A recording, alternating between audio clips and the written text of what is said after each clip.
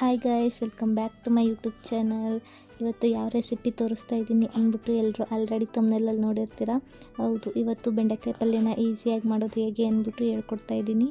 ಇನ್ನು ಯಾರ್ಯಾರು ನನ್ನ ಚಾನಲ್ನ ಸಬ್ಸ್ಕ್ರೈಬ್ ಮಾಡಿಲ್ಲ ಸಬ್ಸ್ಕ್ರೈಬ್ ಮಾಡ್ಕೊಳ್ಳಿ, ವಿಡಿಯೋಗೊಂದು ಲೈಕ್ ಕೊಡಿ. ಇಂಗ್ರೀಡಿಯೆಂಟ್ಸ್ ನೋಡ್ಕೊಳ್ಳೋಣ ಬನ್ನಿ. ಇಲ್ಲಿ ನೋಡ್ತಿರ್ಬೋದು ನೀವು, ನಾನು ಅರ್ಧ kg ಆಗೋವಷ್ಟು ಬೆಂಡೆಕಾಯಿನ ತೊಳೆದ್ಬಿಟ್ಟು ಬಟ್ಟೆಲಿ ಒರೆಸ್ಕೊಂಡು ಚಿಕ್ಕದಾಗಿ ಹೆಚ್ಚಿಬಿಟ್ಟು ಇಟ್ಕೊಂಡಿದ್ದೀನಿ. ಹಾಗೆಯೇ ಮೀಡಿಯಮ್ ಸೈಜು 2 ಈರುಳ್ಳಿನೂ ಸಹ ಚಿಕ್ಕದಾಗಿ ಕಟ್ ಮಾಡಿ ಇಟ್ಕೊಂಡಿದ್ದೀನಿ. ಹಾಗೆ ಒಂದು ಟೊಮೊಟೊವನ್ನು ಸಹ ಕಟ್ ಮಾಡಿ ಇಟ್ಕೊಂಡಿದ್ದೀನಿ. ಒಗ್ಗರಣೆಗೆ 4-5 ಬೆಳ್ಳುಳ್ಳಿ ಹೆಸರನ್ನ ಜಜ್ಜಿ ಇಟ್ಕೊಂಡಿದ್ದೀನಿ.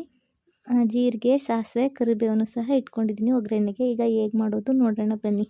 ಫಸ್ಟು ತೊಳೆದು ಒರೆಸಿ ಚಿಕ್ಕದಾಗಿ ಹೆಚ್ಚಿಟ್ಕೊಂಡಿರೋ ಬೆಂಡೆಕಾಯಿನ ಚೆನ್ನಾಗಿ ಫ್ರೈ ಮಾಡ್ಕೊತೀನಿ. ಅದರಲ್ಲಿರೋ ಲೋಳೆ ಎಲ್ಲ ಹೋಗ್ಬೇಕಲ್ವ, ಅದಕ್ಕೆ ಸ್ವಲ್ಪ ಎಣ್ಣೆ ಬಿಟ್ಕೊಬಿಟ್ಟು ಪ್ಯಾನ್ಗೆ ಚೆನ್ನಾಗಿ ಫ್ರೈ ಮಾಡ್ಕೊತೀನಿ. ಈಗ ಇನ್ನೊಂದು ಕಡೆ ಒಂದು ಪ್ಯಾನ್ ಇಟ್ಬಿಟ್ಟು 3 ಟೇಬಲ್ ಸ್ಪೂನ್ ಅಷ್ಟು ಎಣ್ಣೆ ಹಾಕಿ ಸಾಸಿವೆ, ಜೀರಿಗೆ, ಕರಿಬೇವು ಮತ್ತು ಬೆಳ್ಳುಳ್ಳಿ ಏನು ಜಜ್ಜಿಟ್ಕೊಂಡಿದ್ದೆ ಅದನ್ನೆಲ್ಲ ಹಾಕ್ಬಿಟ್ಟು ಸ್ವಲ್ಪ ಫ್ರೈ ಮಾಡ್ಕೊತೀನಿ. ಫ್ರೈ ಆದ ತಕ್ಷಣ ಈರುಳ್ಳಿನ ಚಿಕ್ಕದಾಗಿ ಕಟ್ ಮಾಡಿ ಇಟ್ಕೊಂಡಿದ್ನಲ್ಲ ಅದನ್ನ ಹಾಕ್ತಾಯಿದ್ದೀನಿ. ನೀವು ನೋಡ್ತಿರ್ಬೋದು ಇಲ್ಲಿ. ಹಾಗೆ ಈರುಳ್ಳಿ ಗೋಲ್ಡನ್ ಕಲರ್ ಬರೋವರೆಗೂ ಫ್ರೈ ಮಾಡ್ಕೊತೀನಿ. ಈರುಳ್ಳಿ ಗೋಲ್ಡನ್ ಕಲರ್ ಫ್ರೈ ಬಂದ ತಕ್ಷಣ ಟೊಮೊಟೊನ ಹಾಕ್ಕೊಬಿಟ್ಟು ಟೊಮೊಟೊ ಎಲ್ಲ ಕರ್ಗೋವರೆಗೂ ಫ್ರೈ ಮಾಡ್ಕೊತೀನಿ.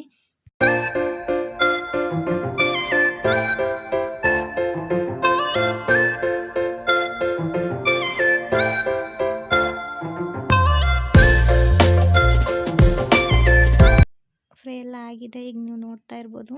ಹಾಗೆ ಸ್ವಲ್ಪ ನೀರು ಹಾಕ್ಕೊಂಡು ನೀರು ಕುದ್ಮೇಲೆ ಮಸಾಲೆ ಯಾವ್ದು ಹಾಕ್ಕೋಬೇಕು ತೋರಿಸ್ಕೊಡ್ತೀನಿ.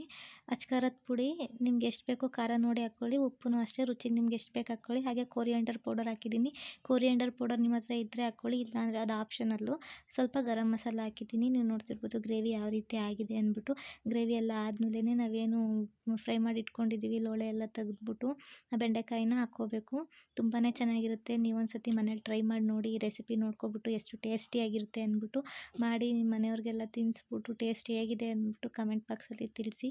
ಈ ವಿಡಿಯೋ ಇಷ್ಟ ಆಗಿದ್ದರೆ ವಿಡಿಯೋಗೊಂದು ಲೈಕ್ ಕೊಡಿ. ಈಗ ಬೆಂಡೆಕಾಯಿ ಹಾಕ್ಕೋತಿದ್ದೀನಿ, ನೀವು ನೋಡ್ತಾ ಇರ್ಬೋದು. ಸೇರಿಸ್ಕೊಂಡು ಚೆನ್ನಾಗಿ ಮಿಕ್ಸ್ ಮಾಡ್ಕೊತೀನಿ. ಸ್ವಲ್ಪ ನಿಮಗೆ ಇದೇ ಥರ ಗಟ್ಟಿಯಾಗಿರಬೇಕು ಅಂತಂದರೆ ನೀರೇನು ಹಾಕೋದು ಬೇಡ. ಸ್ವಲ್ಪ ನಿಮಗೆ ಕ್ರಿಸ್ಪಿಯಾಗಿ ಬೇಕು ಅಂತ ಅಂದರೆ ಒಂದು 1/2 ಗ್ಲಾಸಷ್ಟು ವಾಟರ್ ಹಾಕ್ಬಿಟ್ಟು ಚೆನ್ನಾಗಿ ಕುದಿಸ್ಕೊಳ್ಳಿ. ಒಂದು 5 ಮಿನಿಟ್ಸ್ ಕುದಿಸ್ಕೊಳ್ಳಿ ಸಾಕು. ಆಗ ಬೆಂಡೆಕಾಯಿ ಎಲ್ಲ ನೀಟಾಗಿ ಬೆಂದ್ಕೊಬಿಟ್ಟು ಕ್ರಿಸ್ಪಿಯಾಗಿರುತ್ತೆ ತಿನ್ನೋದಕ್ಕೆ. ನೀವು ನೋಡ್ತಿರ್ಬೋದು, ನಾನು ನೀರು ಹಾಕಿದ್ದೀನಿ, ಕುದಿಯೋದಕ್ಕೆ ಬಿಟ್ಟಿದ್ದೀನಿ. ಈಗ ಒಂದು 10 ಮಿನಿಟ್ಸ್ ಆದಮೇಲೆ ಪಲ್ಯ ಯಾವ ರೀತಿ ಇರುತ್ತೆ ಅಂದ್ಬಿಟ್ಟು ತೋರಿಸ್ಕೊಡ್ತೀನಿ. ನೀವು ನೋಡ್ತಿರ್ಬೋದು ಫೈನಲಾಗಿ ಈ ರೀತಿ ಇದೆ ಇಮೇಜಸಲ್ಲಿ.